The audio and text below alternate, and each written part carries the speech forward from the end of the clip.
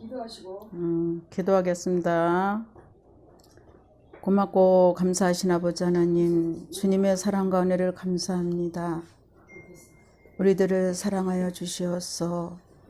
우리의 영혼이 새롭게 단장되어 영혼이 주님과 함께 살기를 원하시는 주님, 그 사랑과 은혜를 감사합니다. 우리들 영혼이 새로워져서 거룩함으로 입혀져서 영원한 삶을 사는 우리들이 되기 위하여 오늘 또한 영성훈련 아버지 가는 길을 아버지 하고 있습니다. 오늘도 이 영성의 가는 길을 통해서 우리 영혼이 아름답게 빚어지는 거룩한 이 시간이 되어지기를 주께 기도하고, 듣는 이나 또한 전하는 이라 주님의 이름으로 하나 되어 정말로 주님의 사랑을 온전히 이루어가는 우리 모두가 될 수 있도록 축복하여 주시옵소서. 모든 가정을 주님의 손에 올려드리고 감사드리며 모든 일정을 주님께 의탁하옵고 예수님의 이름으로 기도합나이다. 아멘. 페이지는 37페이지.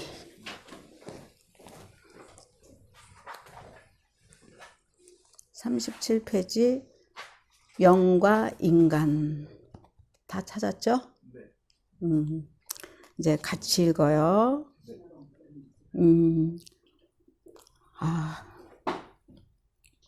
몸은 죽어도 영혼 능히 죽이지 못하는 자들을 두려워하지 말고 오직 몸과 영을 능히 지옥에 하시는 자를 두려워하라. 마태복음 10장 28절 말씀, 집에서 또 이렇게 다시 한번 공부하면서 찾아보세요. 그리스도께서 너희의 인간에 계시며 몸은 죄로 인하여 죽은 것이나 영은 의를 인하여 살 것이라. 로마서 8장 10절 말씀 참고 말씀입니다. 너희 온 몸, 영과 혼과 몸이 우리 주 예수 그리스도의 강림하실 때에 흠이 없이 보존되기를 원하노라. 데살로니가 전서 5장 23절 말씀 참조 말씀입니다. 하나님의 말씀은 살았고 운동력이 있어 좌우의 날선 어떤 검보다도 예리하여 혼과 영과 및 관절과 골수를 찔러 쪼개기까지 하며 시브리서 4장 12절 말씀. 그래서 우리가 이렇게 영으로 다듬어지고 가꾸어져야 되는 그 과정을 말씀하고 있기 때문에 이 말씀을 집에 가셔서 찾아보시면서 도움의 말씀을 공부하셨으면 좋겠습니다. 예, 또 인간이 무엇인가 바로 이해를 돕기 위해 인간론은 좀 더 구체적으로 생각해 보고자 한다. 그래서 우리가 인간에 대해서 알기 위해서는 구체적으로 공부를 해야 되겠죠? 예. 인간은 자신을 하나님의 유형과 비교해 보기 전에 결단코 자신의 비천한 상태를 충분히 인식할 수 없다는 것을 우리는 추론할 수 있다. 그러므로 우리는 다양한 인간론의 철학들을 종합해서 이해와 한 장 남기고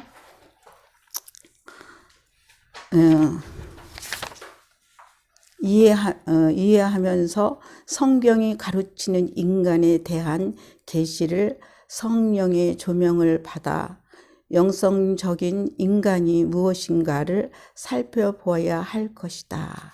그래서 영적인 인간론이란 일반 조직 신학적인 인간론 이해에 기초하면서 구속사적 영성론을 적용하여 인간을 이해하는 이론을 말한다. 그래서 이게 우리가 이해를 하기 위해선 기초 면에서 구속사적인 영성론을 적용하여 인간을 이해하는 이론을 말한대요. 그래서 우리가 이렇게 하나하나를 이론적으로 알아야 주님을 바로 알겠죠. 그래서 주님을 지금 이 영성 훈련을 하는 것이 뭐예요? 주님을 우리가 바로 알고 바로 깨달아서 인격적으로 주님을 만나기 위한 것이잖아요. 그리고 인격적인 삶을 살기 위해서. 그래서 자녀가 무엇이고 또 자녀로서의 삶을 어떻게 살아야 되는지를 구체적으로 알기 위해서 영성 훈련을 하시는 거죠. 1. 신학적 인간 이해. 먼저 성경 신학적으로 인간론의 용어들을 살펴보면 구약 성경 창세기 2장 7절의 말씀에 여호와 하나님이 흙으로 사람을 지으시고 생기를 그 코에 불어넣으시니 사람이 성령이 된지라 라고 기록하고 있다. 그리고 구속함을 받는 성도들을 이전 상태와 비교해서 말하거나 또 성도 자신을 묘사하거나 성도에게 성결한 삶을 권면할 때 신학에서는 다양한 인간론적 용어들을 사용하고 있다. 이제 그래서 여기에 성경 말씀 고린도전서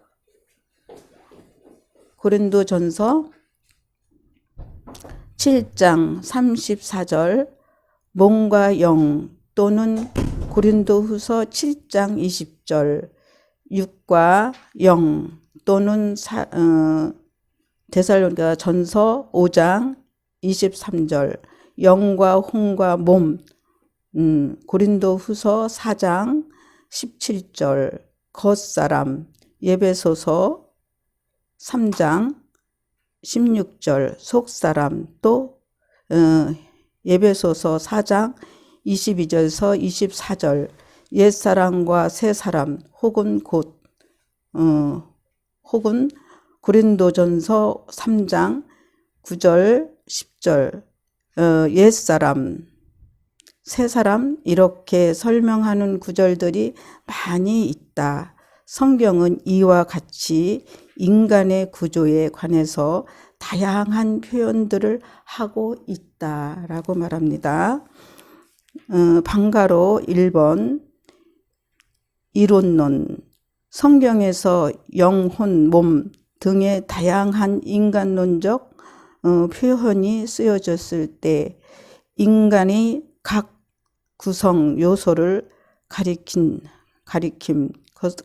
것으로 보지 않고 다양한 수사학적 표현을 빌어서 통전적 혹은 전인적 인격을 지칭하고 있는 것으로 보아야 한다는 입장도 있다. 그러나 성경에서는 분명히 영과 몸 또는 영과 육 혹은 영혼과 육체, 혼과 육, 마음, 육신 등으로 서로 다른 인간의 부분을 가리켜 표현하고 있는 예들이 많이 있다. 이것을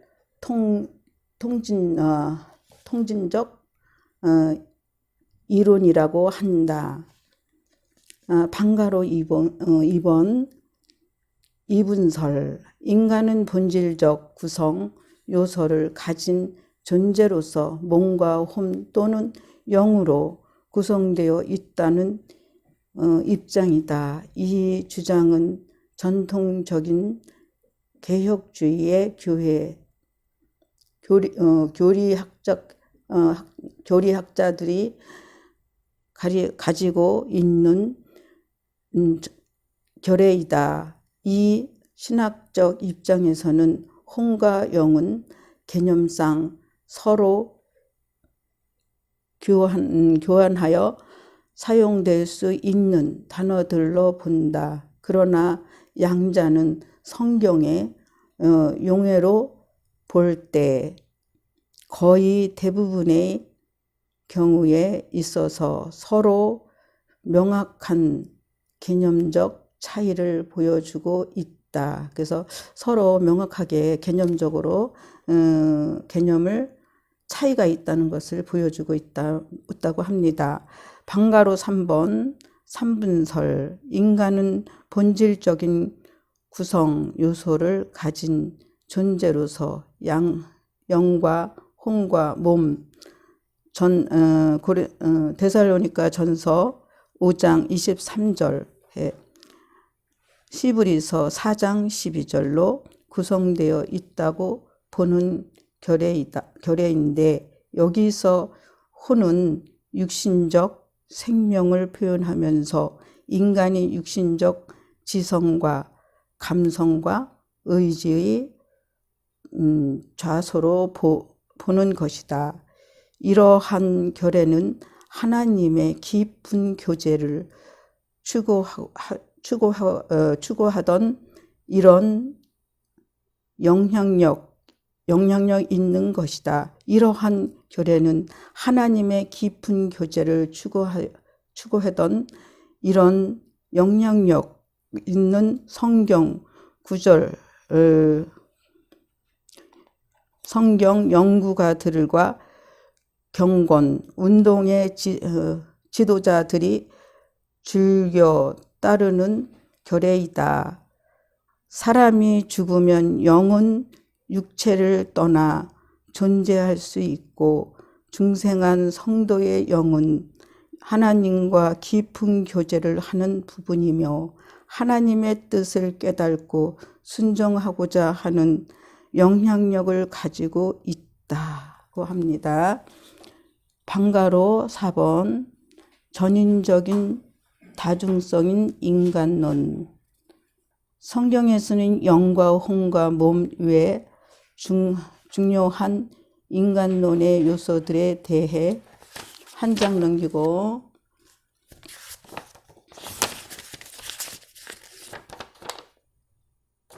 대해서 언급하고 있는데, 거듭난 그리스도인들이 영성 생활을 다루는 말씀 속에 자주 나타나고 있는 것으로 마음, 지성, 양심 부분들도 깨끗하고 선한 마음과 양심을 가지도록 훈련되어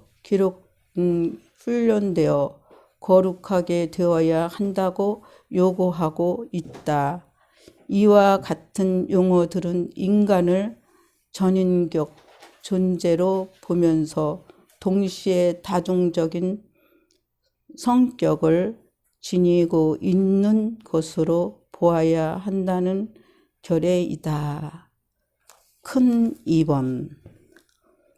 신학적 인간론과 영성적 인간론의 차이점. 전통적으로 조직 신학에서는 인간론을 말할 때 인간의 원시 상태, 창조의 무제한 상태의 인간과 타락 후 인간에 대한 죄의 영향에 대하여 중점적으로 다루며 추가로 언약 안에 있는 인간론을 다룬다. 그러나 이러한 교리학적의 인간론 취급은 인간이란 무엇인가에 대해 교리적 접근으로서는 적절한 것일 수 있겠으나, 그리스도인의 영성적 삶의 문제를 다루는 데 있어서는 너무나 단편적이고 분석적인 지식에 멈춰버리고 있는 아쉬움을 주게 되는 것이다. 그래서 1번, 방가로 1번, 삼위일체 하나님의 구속사 안에서 인간을 이해하라. 그리스도인의 영성이 형성되어지는 거룩한 생활은 인간론적 용어들과 직접적인 관계가 있다. 신학에서는 영성적 인간론에 대하여 체계적으로는 말하지 않지만, 그러나 아래의 인간론적 용어들이 서로 대조되어 병행적으로 나타내 보이고 있음을 살펴보며 영성적 인간론에 대한 중요한 내용을 찾아낼 수 있을 것이다. 영으로는 원이로되 육신이 연약하다고 말하죠. 마태복음 26장 41절, 마가복음 14장 38절, 몸은 죄로 인하여 죽은 것이나 영은 의로 인하여 살 것이라. 로마서 8장 10절에 시집가지 않는 자와 처녀는 몸과 영을 다 거룩하게 하려 하되. 고린도전서 7장 34절, 우리의 겉사람은 후패하나 우리의 속은 날로 새롭도다. 고린도후서 4장 16절, 너희의 온 영과 몸과 혼과 몸이 우리 주 예수 그리스도의 강림하실 때에. 데살로니가 5장 23절, 하나님의 말씀은 예리하여 혼과 영과 및 관절과 골수를 찔러 쪼개느니라. 시브리서 4장 12절, 우리의 육체의 아버지가 우리를 징계하여도 공경하거든 하물며 모든 영의 아버지께 더욱 복종하여 살게 하지 않겠느냐. 시브리서 12장 9절이죠. 위에 성도들에게서 증거되고 있는 바와 같이 영, 속 사람, 몸, 육체가 함께 전인적으로 서히 한 개인을 구성하는 것이면서도 의도적으로 구별시켜 쓰고 있는 경우가 많다는 사실을 인정해야 할 것이다. 영은 속 사람이고 몸은 육체가 육체잖아요. 그러니까 몸은 육체가 함께 전인적으로 함께 개인을 구성하는 것이면서도 의도적으로 구별시켜 쓰고 있는 경우가 많다는 사실을 인정해야 할 것이라고 합니다. 그래서 우리가 속사람, 겉사람을 얘기인데, 이제 속사람은 영을 얘기하는 거고, 육은 이제 육이라는 말은 이제 우리 겉사람, 우리가 보이는 사람을 말하겠죠. 성경만이 완전한 계시이다. 그래서 성경만이 완전한 계시예요. 근데 이제 많은 얘기를 하고 있지만 신학적으로 아직 이해가 좀 부족해서 그렇지.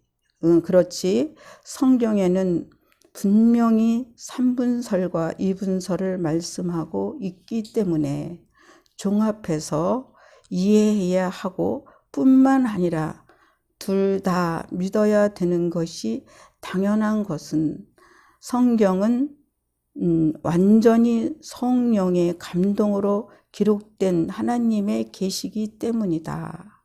그래서 성경은 쓰여진 저자들은 다 틀려요. 그렇죠? 그렇지만은 그 쓰여진 것은 분명히 성령의 감동으로 쓰여진 거기 때문에 이거는 1.1에도 변함이 없다고 해요. 그래서 우리가 그거를 좀 인식하고 알아야 될 것을 말하고 있습니다. 그리고 거듭 성도들의 영은 성령의 도우심으로 변화된 자신의 신분을 인지하며 로마서 8장 16절, 자신과 하나님과의 깊은 사정을 알게 되므로 고린도전서 2장 11절 하나님께 기도와 예배를 통하여 신령한 교제를 나눌 수 있는 기능을 말한다는 사실을 성경을 가르치고 있다. 그래서 우리가 주님과의 관계를 이루기 위해서는 예배와 기도만으로 이제 그 주님과 함께 교제를 할 수 있다는 거죠. 교감을 할 수 있다. 그래서 우리가 예배를 왜 드려요? 예배를 우리가 드림으로써 그 예배 속에서 우리가 주님을 만나잖아요. 그래서 이제 청년들이니까 이제 찬양을 할 때 찬양을 통해서 많이 또 주님 만나죠. 그래서 우리는 찬양으로도 주님을 만날 수 있고 또 말씀으로도 주님을 만날 수 있고 또 기도로서도 주님을 만날 수 있어요. 그래서 이제 목사님 같은 경우에는 처음에 14살 때 예수를 믿기 시작했어요. 처음에 예수님을 믿기 시작했을 때 누가 전도를 해서 간 게 아니었어요. 이제 집에서 우리는 강원도예요, 집이. 그래서 거기는 이제 목사님의 어린 시절은 쌀보다는 옥수수가 많은 고향이었지. 그래가지고 옥수수 밥이라는 걸 아마 지금 사람들은 잘 상상이 안 갈 거예요. 그 옥수수를 쌀처럼 만들어가지고 그걸로 밥을 해 먹는 그런 시절이었었어요. 그래서 옥수수를 타겠는데 우리 바로 목사님 언니가 있었는데 그 언니가 옥수수를 둘이서 타게다가 이렇게 맷돌질을 하면서 타게다가 이제 교회 종소리를 듣고 우리 교회 가자 그래서 교회를 처음 가게 됐어요. 그래서 한 3년 후에 그 열심히 교회 가서 기도하다가 방언을 받았어요. 14살 때 처음에 방언을 받았어요. 어떻게? 우리 청년은 방언 하나요? 아주 옛날에 받았었는데 지금은 안 되네요. 예, 그래서 기도를 많이 해야 네. 예, 방언이 이제 그게 바뀌거든요. 또 처음에는 거의 날랄라를 많이 하잖아요. 근데 이제 그 날랄라가 많이 기도를 하면은 그 다음에는 통역이 돼요. 그래서 이게 방언으로 하지만 이제 그 방언을 통해서 이제 내가 방언하는 그 말이 의미와 뜻을 깨닫게 해요. 근데 그냥 이렇게 기다리기보다는 이제 그 방언을 할 때 하나님 이게 무슨 말이에요? 가르쳐 주세요. 저 궁금해요. 이렇게 들어가면 돼요. 그래서 기도를 많이 하세요. 방언으로. 그러니까 그 자꾸 기도를 하다 보면은 많이 기도를 하다 보면은 이제 방언이 도로 회복이 돼요. 다시. 그러니까 방언은 사단이들이 건드리질 못한다고 해요. 그래서 우리가 여느 말은 하다 보면은 사단이들이 이제 뺏길 수도 있지만 방언은 사단이 침범하지 못한대요. 그래서 또 방언은 많이 기도를 할 수 있는 게 방언이에요. 우리가 일반 기도는 조금 하다 보면은 거리가 없어요. 그쵸? 이제 어떻게 기도를 해야 되는지 몰라서 그런 거예요. 거리가 없는, 이제 그 방법을 몰라서 그런 거지, 기도해야 될 내용이 많지 않은 건 아니거든요. 그런데 방언을 많이 하면 내가 알지 못하는 기도도 할 수 있어요. 그래서 방언은 꼭, 그리고 각종 그 방언으로 인해서 은사가 오거든요. 그래서 은사 체험을, 그래서 그걸로 인해서 우리가 주님을 더 깊이 알 수 있는 그게 도구와 통로 역할이거든요. 그래서 방언은 그래서 많이 하셔서 또 다음에는 이제 방언을 많이 하다 보면 또 이렇게 영성 훈련을 하면은 우리 영성 훈련할 때는 5시간을 영성 훈련 기도를 했어요. 그래서 기도를 많이 하는 방법은 반드시 방언으로 기도하는 게 많이 할 수 있는 길이라는 거 꼭 알아뒀으면 좋겠어요.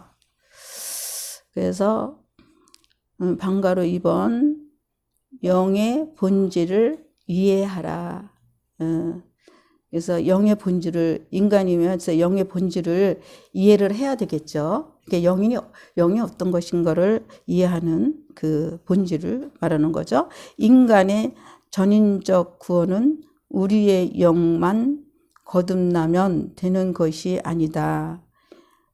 전인적으로 인격과 온 몸이 구원을 받아야 한다. 인간이 성령으로 거듭나면 그 한 장 내고 넘겨서 순간부터 새 사람이 되지만 아직도 육신적인 기준, 성품과 지식과 습관과 언어는 여전히 옛사람으로 남아있다. 그래서 무엇을 말하냐면, 우리가, 제가 조금 전에 이제 방언을 설명을 했잖아요. 근데 이제 그 방언을 많이 하면서 기도를 하다 보면은, 성령을 충만히 받아요. 그래서 충만히 받았을 때에 우리가 거듭난다고 하거든요. 근데 그 거듭난다고 해서 그게 진짜 하루아침에 우리의 습관과 버릇이 다 고쳐지는 건 아니더라고요. 그렇지만 이제 계속 기도하면서 이제 기도할 때에 이렇게 기도하면 돼요. 하나님, 내 이 나쁜 습관이 있어요. 저 이 습관을 꼭 예수님의 이름으로 고쳤으면 좋겠어요. 저 이 습관 고칠 수 있도록 성령님 도와주세요. 그렇게 기도하시면 돼요. 그래서 계속 그거를 고쳐질 때까지 그 부분을 놓고 하나님께 부르짖는 거예요. 그래서 그 습관과 버릇, 우리의 행동이 있잖아요. 그거는 우리 모두가 다 아담으로부터 우리들은 다 그 습관과 잘못된 그 모습들이 많아요. 그래서 우리는 그걸 반드시 기도로 주님의 도우심을 통해서만 반드시 그 모든 것을 처리받을 수 있다는 거 이해됐죠? 그래서 그러므로 다음에 성구들에서 전인적인 구원이 필요함을 역설하고 있다. 그래서 우리는 그 말씀을 통해서, 그래서 말씀을 붙잡고 기도를 해야 돼요. 그러니까 막연히 기도를 하기보다는 말씀을 붙잡고 기도할 때가 더 빠르다. 그래서 로마서 12장 1절에서 2절 말씀 보면, 너희는 몸은 하나님의 기뻐하시는 거룩한 산 제사를 드리라. 이는 너희가 드릴 영적 예배니라 라고 말씀하고 있고, 또 에베소서 4장 22절 24절을 보면 구습을 쫓는 옛사람을 벗어버리고 오직 성령으로 새롭게 되어 하나님을 따라 의와 진리의 거룩함으로 지으심을 받는 새 사람을 입으라 하고 말씀하고 있다. 새 사람은 뭐예요? 예수님의 이름으로 바뀌어지는 거를 새 사람이라고 하겠죠. 그래서 바뀌어져서 주님으로서 세워지고 가꾸어져. 그러니까 우리가 영성훈련이 그거를 위해서 영성훈련을 하는 거예요. 그래서 목사님 같은 경우도 많이 그 언어 같은 거, 또 말하자면 자녀들에게 왜 표현을 예쁘게 하면 되는데 좀 걸친 표현들 엄마들이 자주 쓰지? 근데 글쎄 청년의 엄마 아빠는 어떻게 말씀을 하시는지는 모르겠지만 이제 그 아들 딸들에게 말을 할 때 예쁜 말을 써야 되는데 예쁜 말이 잘 안 나갈 때가 많아. 근데 이제 그런 것들을 지금은 이제 목사님 아들이, 제일 작은 아들이 41살이야. 그러다 보니까 이제는 아들하고 부르면서 그 언어가 참 뭐랄까 부드럽다랄까, 누가 들어도 평안한 언어를 쓰게 되더라고. 훈련이 돼서 이제는 조금 이제 그 다듬어지고 가꾸어져서 이제 하나님의 생명이 뭔지를 알으니까 이제는 그 하나하나가 고쳐지더라는 거야. 그래서 지금 대학생이잖아요. 아니? 고등학생이야? 그럼 지금 학교는 안 다니고 22살. 22살이야? 그럼 군인은? 군대는 지금 기다리고 있어. 군대는 안 가고 사회복무 이런 거. 예. 그래요. 그래서 그렇게 젊은데 이 영성 훈련을 접했다는 건 굉장히 복받은 사람들이에요. 그래서 여러분들은 정말로 이 어려운 시기에 이렇게 영성 훈련을 하게 되고 하나님이 우리들에게 무엇을 원하는지를 배워간다는 그 자체가 굉장히 축복이라고 할 수밖에 없어요. 그래서 방가로 3번 영적인 인간을 이해해라. 내가 맞나요?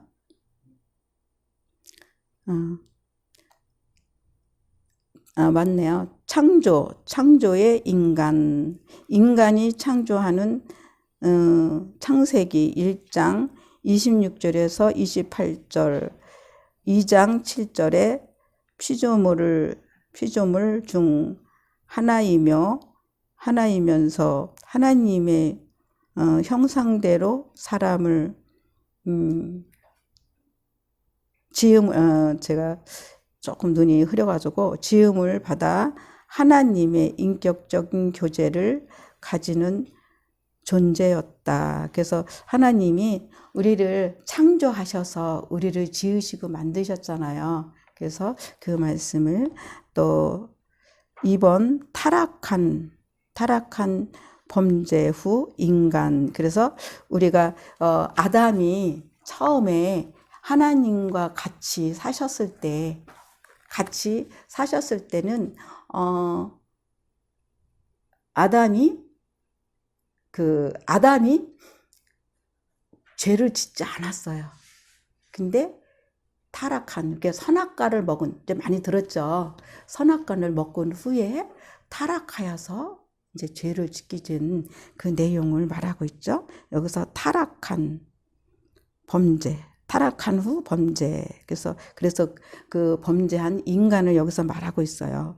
타락한 후 범죄한 인간의 영은 하나님과 생명적인 관계가 단절되면서 하나님과 교제할 수 없는 영으로 죽은 자가 되었다. 그 단절되었다는 것은 뭐예요? 그 엄마와 아들이 있다면은 엄마와 아들이 밤에 관계가 끊겨지면 단절됐다고 말하겠죠? 그러니까 그 단절. 그래서 하나님과 그 타락했기 때문에 하나님과 관계가 단절되었음을 여기서 말하고 있습니다. 그러므로 자아가 왜곡되어 삐뚤어짐으로 그 인생은 육체와 마음이 원하는 대로 살아가므로 사람들은 자아가 중심의 인간이 되어 육체를 따라 사는 사람이 된 것이다. 그래서 창세기 6장 3절에 나온다고 말하고 있어요. 그래서 우리가 우리도 그 타락한 우리가 지금 그렇잖아요. 아담이 타락해서 우리 인간이 된 거잖아요. 그래서 인간이 돼서 우리가 우리 모두가 사람은 다 죄가 있다고 얘기를 하잖아요. 근데 우리는 또 하나님과의 관계를 이루기 위해서 하나님이 우리를 이제 주님으로 이제 예수님이 십자가에 돌아가시면서 우리 예수님과의 하나님과의 관계가 회복되어짐을 말하는 거잖아요. 그래서 그게 인간이 사람됨이 그런 말이에요.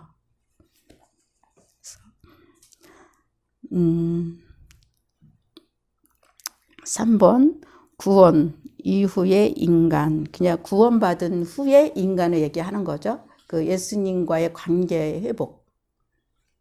그래서 구원 이후의 성도는 영혼은 거듭나 구원되고 육체는 은사를 받음으로 권능을 입고 그러나 자아가 그리스도의 십자가의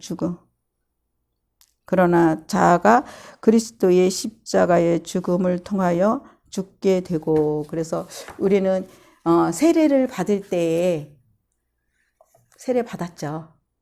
네. 세례 받을 때에 학습 문답하죠. 네. 근데 그 세례는 뭐를 얘기를 하냐면은 예수님과 함께 죽고 함께 산다는 의미의 그게 세례예요. 확실히 이제 알고 있었죠? 네.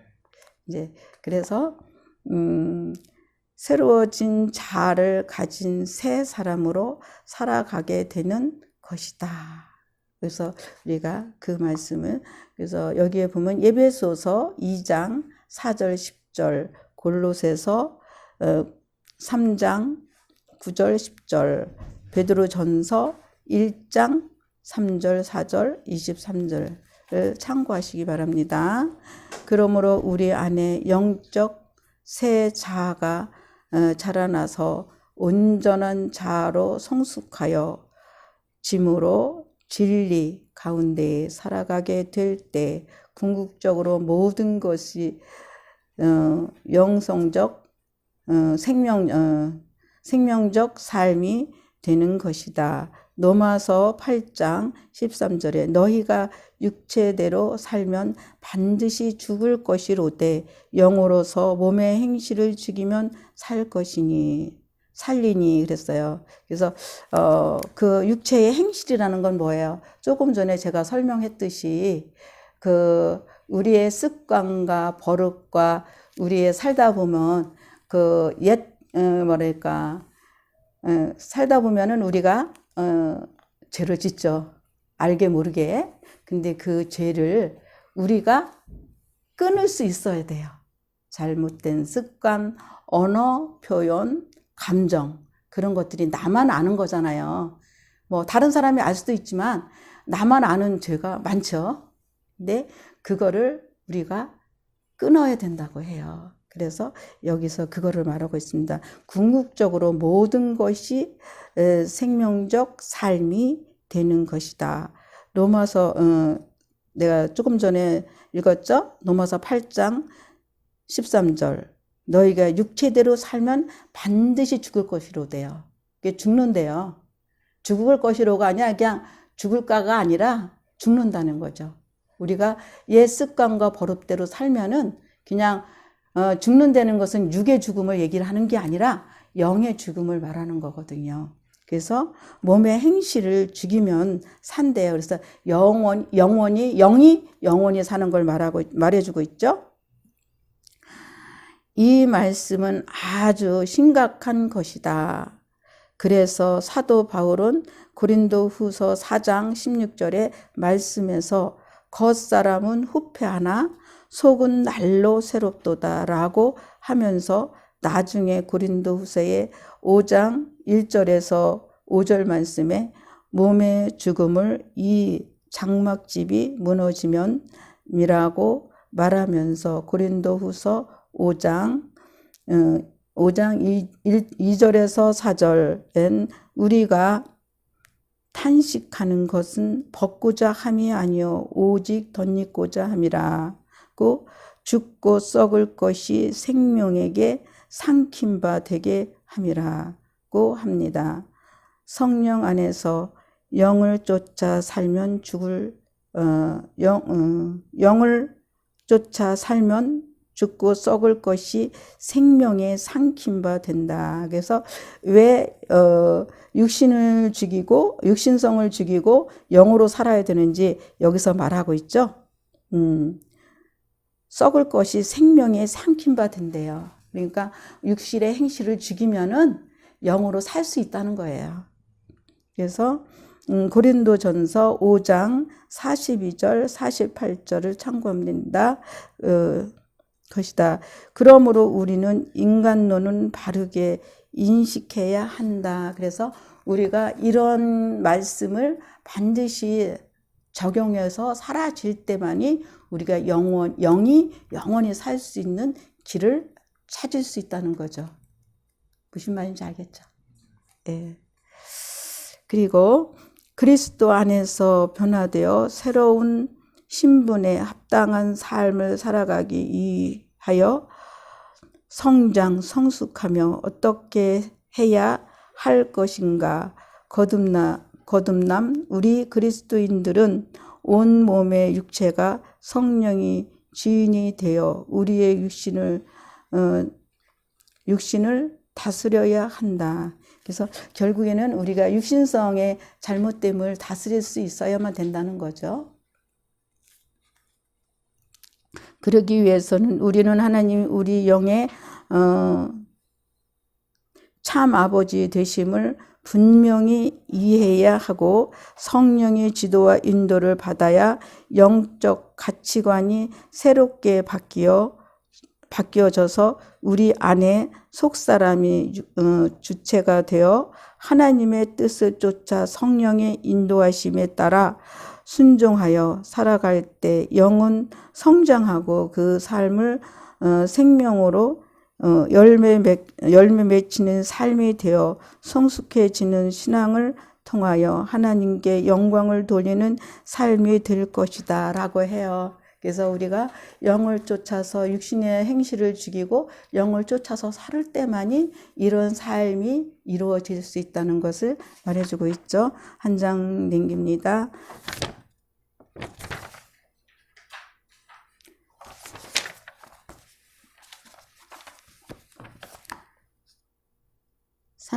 큰 3번 그리스도인의 영적 신분으로서의 인간 이해. 영성적 인간론을 한마디로 말한다면 변화된 신분이 맞는 삶을 합당하게 살아가는 것이다. 그러나 성경에서는 새로워진 신자의 신분을 여러 가지로 다양하게 비유적으로 표현하고 있다. 먼저 그리스도인의 신분을 예수님의 신분과 비교해 보자.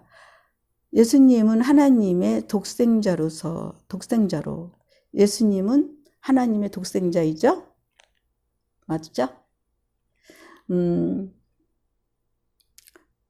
말씀은 요한복음 3장 16절 우리는 하나님의 양자이다. 로마서 8장 15절 하나님은 만왕의 왕이신데 우리도 왕이다. 베드로전서 2장 9절 또는 예수님은 참 성전이고 골로새서 1장 18절 우리의 몸은 하나님의 우리는 이제 우리의 몸은 하나님의 성전이죠.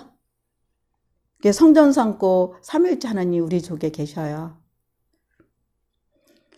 고린도후서 6장 16절 또는 신령한 집입니다. 에베소서 2장 22절 또 예수님은 대제사장인데 시브리서 8장 1절 비해서 우리는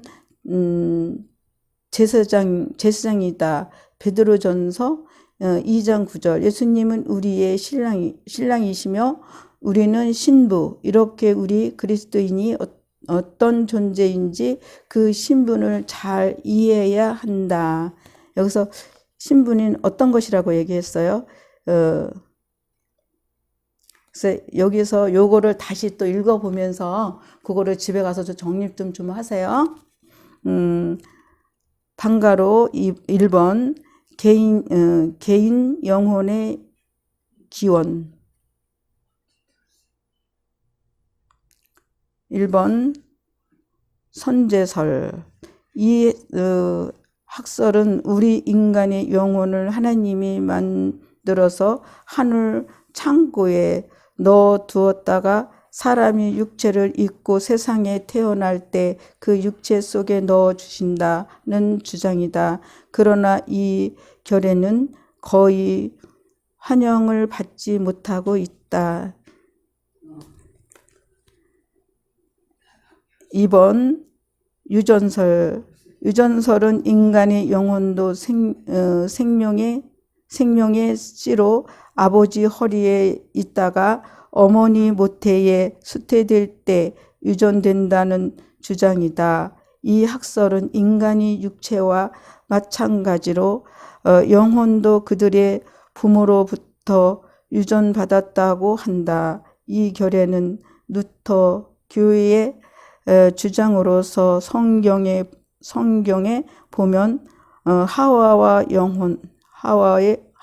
영혼 창조에 대한 기록이 없고 그 후손들이 그들의 조상이 허리에 있다는 사실을 근거한다. 그러나 이 학설의 문제점은 육신의 부모를 영혼의 창조주로 만든다는 것이다. 3번 창조설. 우리 기독교는 인간 영혼의 창조설을 믿는다. 이 학설은 인간의 영혼을 하나님이 직접 창조하셨다는 것을 말하는데 그 시기에는 명백히 그 시기는 명백히 알 수 없다고 말한다. 그러나 영혼은 순수하게 창조되었지만 인류 전체가 짊어지게 된 죄의 복잡성으로 말미암아 출생하기 전에 인간의 영혼은 죄된 것이다. 시편 51편 5절. 이 견해는 개혁주의 논설에서 주장하는 보편적 결례로서 인간의 육체와 영혼의 기원은 각각 다르다는 성경적인 증거를 가진다. 전도서 12장 7절, 이사야서 42절 5절, 스가랴 12절 1절, 시브리서 12절 9절. 이상에서 다양한 해석이 있지만 우리는 창조설을 믿는다. 창조설을 믿죠? 네. 방가로 2번 철학적 인간 영혼의 윤회설. 우리 주변에 보면 영혼에 대한 이야기들이 많이 있다. 그중 인간의 영혼은 윤회하다고 믿는 교례도 있다. 윤회란 말은 전생에 무엇으로 있다가 이 세상의 인간으로 태어났다는 것이다. 이게 철학자들이 이렇게 말을 한다는 거예요. 그리고 또 후세에는 다른 무엇으로 돌아간다는 것이다. 이런 결례는 서양 철학도 동양 철학에서도 이렇게 말하고 있다.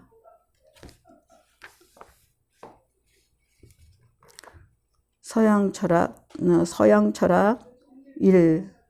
서양 철학에서는 인간의 영혼의 기원을 이데아의 세계에서 왔다가 다시 이데아로 돌아간다고 생각한다.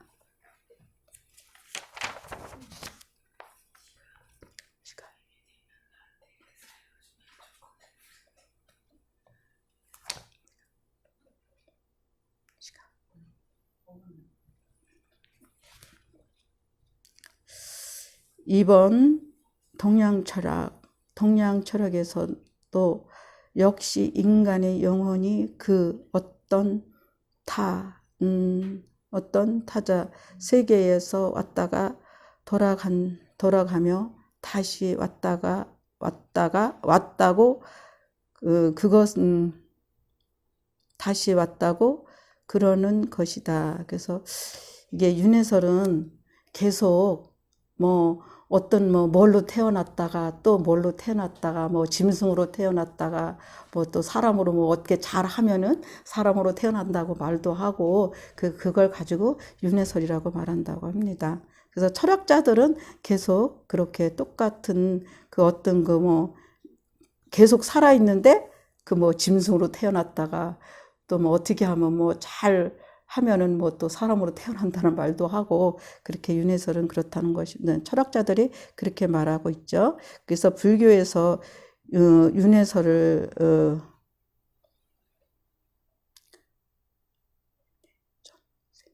윤회전생이를 또 말하고 있는데 그래서 서양 철학이나 불교 같은 데에서는 인간을 윤회하다고 믿는다. 그리고 윤회 전생 한다고 말한다. 윤회만 하는 게 아니고 유해 전생한다. 그런 윤회 전생이란 무엇이냐? 인간은 전생의 업보 때문에 인간으로 태어났다는 말이다. 그래서 무슨 업보가 있어서 사람으로 태어났다고 말한대요. 불교에서는. 그래서 기도하겠습니다. 고맙고 감사하신 아버지 하나님, 우리들이 정말 주님의 그 사랑과 은혜 가운데서 우리 영혼, 몸, 정신, 심리가 새롭게 빚어지고 가꾸어지기 위해서 아버지 하나님, 우리들은 날마다 주님의 사랑과 주의 능력을 덧입어 날마다 주의 사랑을 이루어갈 수 있는 우리 모두가 될 수 있도록 인도하여 주시옵소서. 오늘 아버지의 가른 길 아버지 통해서 우리가 인간으로서 아버지 인간에 대해서 아버지 영에 대해서 아버지 하나님 함께 나누었습니다. 이 과정을 통해서 우리가 영혼, 몸, 정신, 심령이 새롭게 입혀지고 가꾸어져서 영원한 삶을 온전히 살아드릴 수 있는 우리 모두가 되기를 소원하며 모든 말씀을 예수님의 이름으로 기도합나이다. 아멘.